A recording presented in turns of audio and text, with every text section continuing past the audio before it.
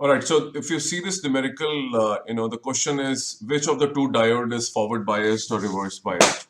Now, the way to identify this is very simple. The triangle part of the diode should be connected to a higher potential source, and the cathode of the diode should be connected to lower potential. I have marked the potential of D1 and D2. Now, D1 is the upper diode, you can see is connected to minus 10 volts.